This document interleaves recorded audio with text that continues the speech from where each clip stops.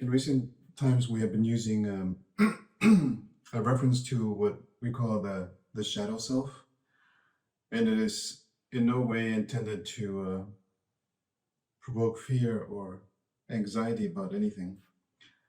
It is, of course, we always need many different approaches to understand or to perceive our experience, and not every reference is understandable by everyone. And so we always use new approaches to identify and be able to work with these different constructs. So the shadow self, again, for those who were not present, is just simply the shadow of our true self, which is like a light, and then that light casts a shadow. And we live in the shadow of it. We literally identify with the shadow. And this is a very clearly perceptible analog in our actual experience if we understand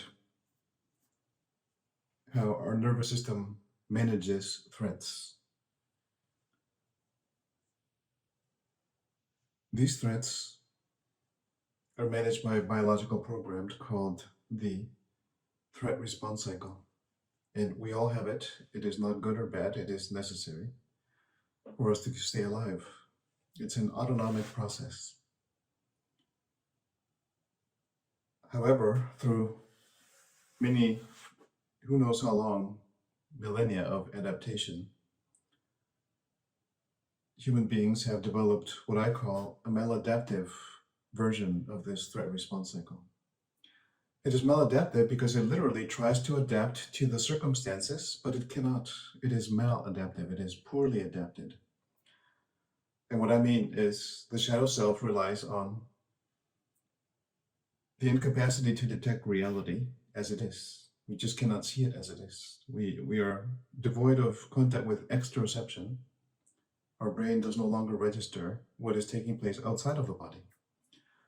So our so-called shadow self relies on this for its continued existence. Because the maladaptive responses,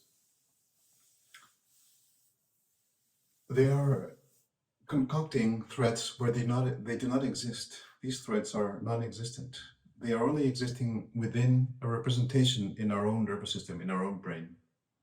They do not exist in reality. And this is through no fault. We didn't do anything wrong. We are not stupid or incapable or incompetent in any way. It is simply how it is right now in our evolutionary development. We are still learning how to realize that I am living in a threat response and that I could get out of it, because that threat response isn't real. It's imaginary. It's imaginary in the sense that it's an energy that is being recirculated over and over in my nervous system. And the reason why it's doing it is because it is actually still a threat response cycle, and it wants to get to the cycle, the end of the cycle, where the perceived threat is defeated. Except we cannot fulfill those requirements, because if someone's parents were abusive or terrible to them, you cannot go back in time to stop them from doing it. They already did it. You already were there. You cannot prevent it. But what we can do is to devise different means to contact this energy and this information, and to become more competent, to acquire the skill to discover how to arrive at the present moment where those parents are not there and that child is no longer there either. So it's really this confrontation that the so-called shadow self is using to its advantage, to continue repeating, recycling. It's a loop. It doesn't have any exit. Within its own construct, there is no solution. It has already been defeated. So if we identify with this, as most do, then our persona is very negative and very contracted and very defeated. It is not very vital. It is not curious. It is not interested in anything. It is apathetic.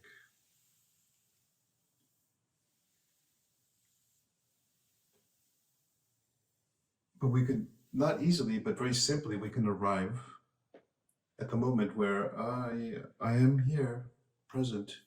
I have separated myself enough from this identity basically through understanding. Oh, there is an activation. Oh, it's feeling like this. That means there's a threat response cycle. Let me check. Am I alive?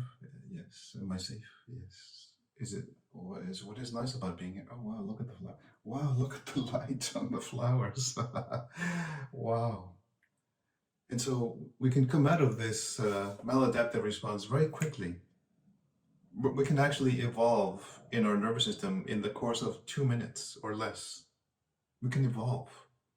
So if we repeat this evolution many, many thousands of times, which is required, then at some point, eventually, you will no longer be affected by that which was troubling you before.